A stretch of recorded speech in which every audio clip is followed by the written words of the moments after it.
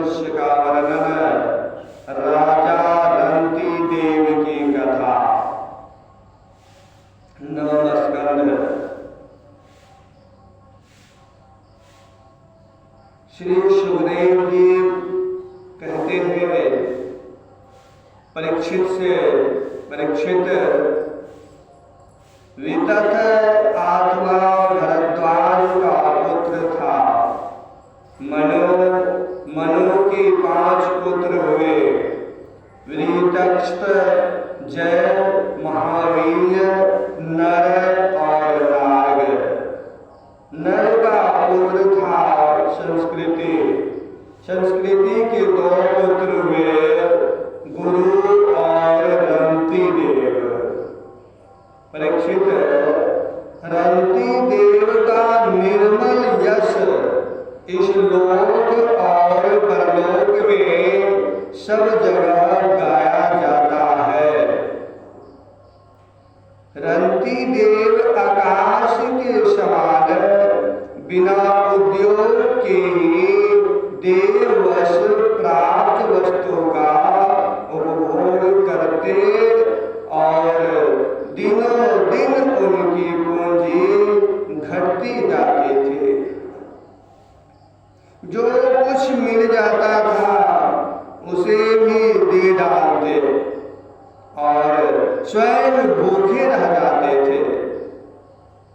वे संग्रह परिग्रह ममता से रहित तथा बड़े धैर्यशाली थे और अपने कुटुंब के साथ दुख भोग रहे थे। एक बार तो लगातार 48 दिन ऐसे बीत गए कि उनके पानी तक पीने को नहीं मिला। 49वें दिन प्रातः काल ही उन्हें कुछ घी, खीर, हलवा और जल मिला। उनका परिवार बड़े संकट में था, बड़े दुखी था। भूख और प्यास के मारे वे लोग कांप रहे थे। परंतु जो ही उन लोगों ने भोजन करना चाहा, त्यों ही एक ब्राह्मण अतिथि के रूप में आ गया। रंती देव सभी श्री भगवान के ही दर्शन करते थे। अतएव उन्होंने बड़ी श्रद्धा से आदर पूर्वक उसी अन्न में से ब्राह्मण देवता को भोजन कराया। अब ब्राह्मण देवता भोजन करके चले गए। परीक्षित, अब बचे हुए अन्न को रंती देव ने आपस में बांट लिया और भोजन करना ही चाहा कि उसी समय एक दूसरा शूद्र अतिथि आ गया। रंती देव ने भगवान का स्मरण करते हुए, ध्यान करते हुए उस बचे हुए अन्न में से भी कुछ भाग शूद्र के रूप में आए हुए अतिथि भगवान को खिला दिया। जब शूद्र खा पी कर चला गया, तब कुत्तों को लिए हुए एक और अतिथि आ गया। उसने कहा राजा से कि राजन, मैं और मेरे ये कुत्ते बहुत भूखे हैं, हमें कुछ खाने को दे दीजिए। रंती देव ने अत्यंत आदर भाव से जो कुछ बच रहा था सब का सब उसे दे दिया और भगवान ने मैं होकर उन्होंने कुत्ते और कुत्तों के स्वामी के रूप में आए हुए भगवान को नमस्कार किया, प्रणाम किया। अब केवल जल ही बच रहा था, और वह भी केवल एक मनुष्य के पीने भर का था। वे उसे आपस में बांट कर पीना चाहते ही थे। एक चंडाल और आ पहुंचा। उस चंडाल ने कहा, मैं अत्यंत नीच हूं, मुझे जल पिला दीजिए। चंडाल की वह करुणापूर्ण वाणी, जिसके उच्चारण में भी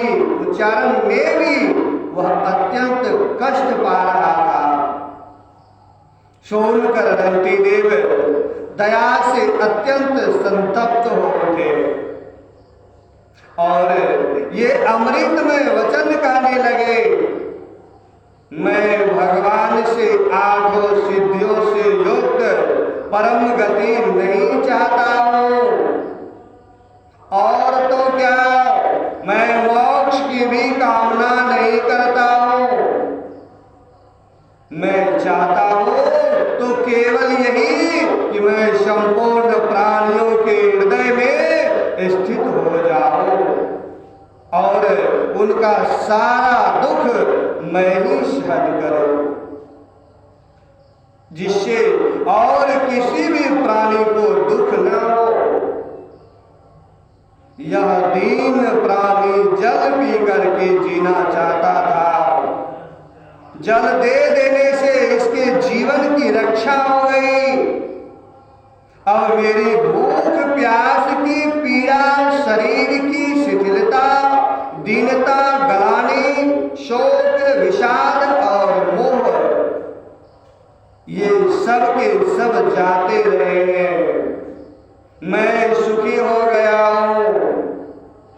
इस प्रकार कहकर रंती देव ने वह बचा हुआ जल भी उस चंडाल को दे दिया।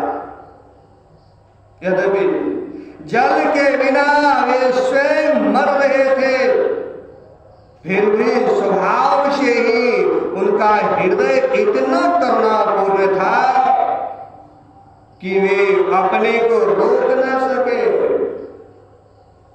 उनके धैर्य की भी कोई सीमा नहीं है। परीक्षित, ये अतिथि वास्तव में भगवान की रची हुई माया के ही विभिन्न रूप थे।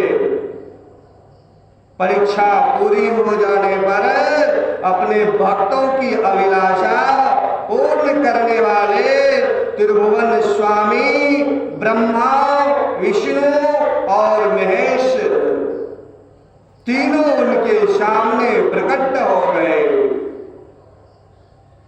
रंती देव ने उनके चरणों में नमस्कार किया। उन्हें कुछ लेना तो था ही नहीं। भगवान की कृपा से वे आसक्ति और स्पृहा से भी रहित हो गए थे तथा परम प्रेम में भक्ति भाव से अपने मन को भगवान वासुदेव में तन्मय कर दिया। कुछ भी मांगा नहीं। परीक्षित, उन्हें भगवान के सिवा और किसी भी वस्तु की इच्छा तो थी ही नहीं। उन्होंने अपने मन को पूर्ण रूप से भगवान में लगा दिया था। इसलिए त्रिगुणमयी माया जागने पर स्वप्न दृश्य के समान नष्ट हो गई। रंती देव के अनुयायी भी उनके संग के प्रभाव से योगी हो गए और सब भगवान के ही आश्रित परम भक्त बन गए। मनुपुत्र गर्ग से सिनी और सिनी से गर्ग का जन्म हुआ।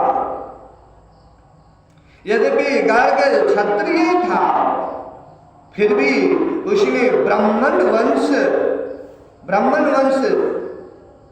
चला महावीर का पुत्र था।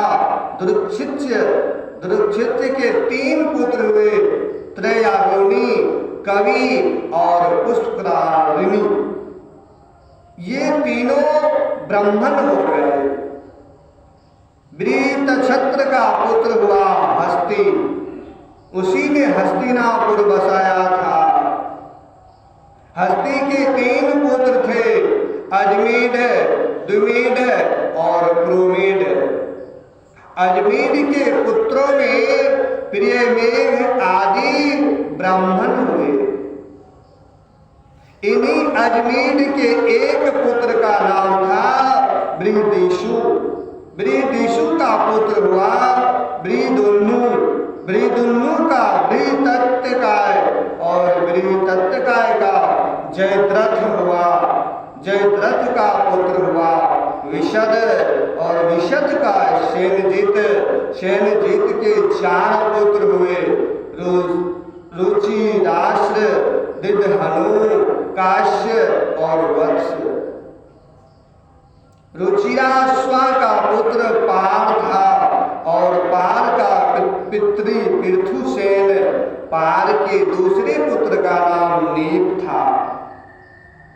उसके 100 पुत्र थे। इसी नीप ने छाया सुख की कन्या कृत्वी से विवाह किया था। उससे ब्रह्मदत्त नामक पुत्र उत्पन्न हुआ। ब्रह्मदत्त बड़ा योगी था। उसने अपनी पत्नी सरस्वती के गर्भ से विश्वसेन नामक पुत्र उत्पन्न किया। इसी विश्वसेन ने जयस्यव के उपदेश से योग शास्त्र की रचना की। विश्वसेन का पुत्र था उदकस्वन और उदकस्वन का बल्लाद। ये सब बृहदीषु के वंशज हुए।